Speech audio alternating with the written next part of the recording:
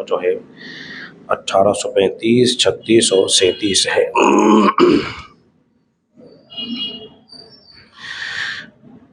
نبی پاک علیہ الصلوۃ والسلام کے صحابہ اس بات کو بیان فرماتے ہیں،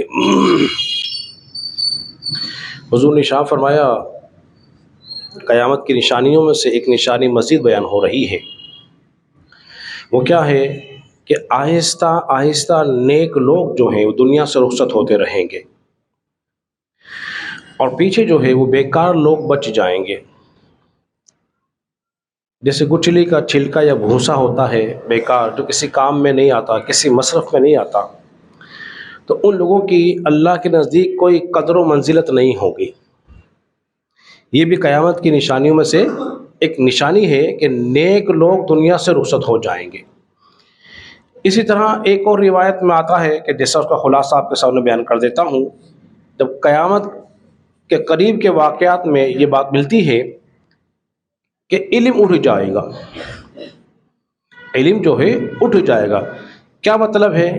کہ علم جو ہے وہ جو اٹھ جائے گا، اس کا مطلب یہ نہیں ہے کہ کتابوں میں سے مٹ جائے گا، کتابوں سے مٹ جائے گا، اس کا مطلب ہرگز یہ نہیں ہے، بلکہ اس کا مطلب یہ ہے کہ علماء جو ہیں ان کو اللہ تبارک و تعالیٰ اٹھا لے گا، ان کا وصال ہو جائے گا۔ پھر باقی کون بچ جائے گا؟ پیچھے جہلا جاہل لوگ بچ جائیں گے۔ پھر وہ ان سے مسئلہ پوچھیں گے، وہ خود بھی گمراہ ہوں گے، دوسروں کو بھی بولیے گمراہ کریں گے۔ اگلی حدیث مبارکہ، نبی پاک علیہ الصلوۃ والسلام کی خدمت کے اندر جبریل حاضر ہوئے اور عرض کرنے لگے، یا رسول اللہ صلی اللہ علیہ وسلم، جو صحابہ جنگ بدر میں شریک ہوئے تھے انہیں آپ کیا سمجھتے ہیں؟ یعنی کہ آپ کی نگاہوں میں ان کا کیا درجہ مرتبہ ہے؟ آپ علیہ الصلوۃ والسلام نے ارشاد فرمایا، وہ صحابہ افضل سمجھتا ہوں میں۔ جنگ بدر میں 313 صحابی تھے، اور ایک بات اور ذہن میں رکھ لیجئے، وہ یہ کہ جنگ احد کے مقابلے میں جنگ بدر میں جو صحابہ تھے وہ جنگ احد والوں سے افضل ہیں۔ جنگ احد والوں سے جنگ بدر والے صحابہ افضل ہیں، ان کی تعداد 313 ہیں۔ پھر ان میں بھی 313 میں سے جو عشرہ مبشرہ ہیں وہ ان میں بھی افضل ہیں۔ ان عشرہ مبشرہ میں سے 4 سب سے افضل ہیں۔ ان چاروں میں سے سب سے افضل جو ہیں وہ ایک ہی ذات ہے، وہ سیدنا ابو بکر صدیق رضی اللہ تعالیٰ عنہ کی ذات اقدس ہے۔ جبریل کہنے لگے، اذا آپ سمجھ لی بات میں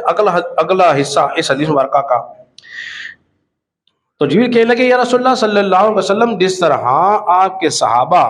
میں افضل صحابہ جو ہیں وہ جنگ بدر والے ہیں،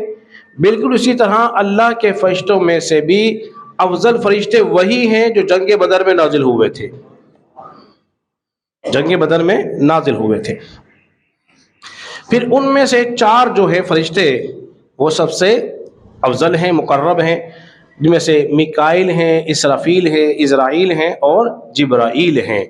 ان تماموں میں سے سب سے افضل جو ہیں فرشتوں میں وہ ہے حضرت جبریل ہیں، جو کہ تمام انبیاء کرام علیہ السلام کی خدمت کے اندر حاضر ہوتے ہیں اللہ کے احکام لے کر یا وحی لے کر۔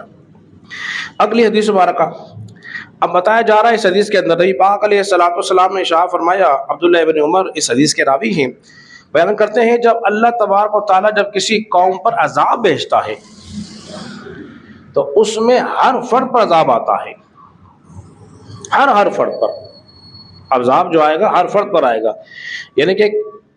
اس میں چاہے وہ نیک ہوں چاہے بد ہوں سب پر آتا ہے، لیکن ان کا حساب کتاب جو ہوگا وہ درجے مرتبے کے اعتبار سے ہوگا۔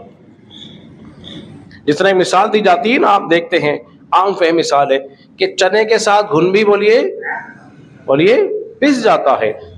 تو اسی طرح بسا اوقات کسی علاقے کو نیک بندہ ہو، کسی قوم پر عذاب آ جائے تو وہ اس عذاب کے اندر وہ بھی مبتلا ہو جاتا ہے۔ اور یہ بھی ہوتا ہے کہ اللہ تبارک و تعالیٰ کسی نیک بندے کی وجہ سے اس قوم پہ سے عذاب ہٹا بھی لیتا ہے، اس پہ سے ہٹا بھی لیتا ہے، یہ اللہ کی مرضی ہے، منشا ہے، جس پر چاہے عذاب بھیج دے جس کو چاہے اللہ بچا لے، جس کو چاہے اللہ ہلاک کر دے، یہ اللہ کی قدرتوں پر ہے۔ اللہ رب العزت کی بارگاہ میں دعا کریں خالق کائنات ہم سب کو سمجھنے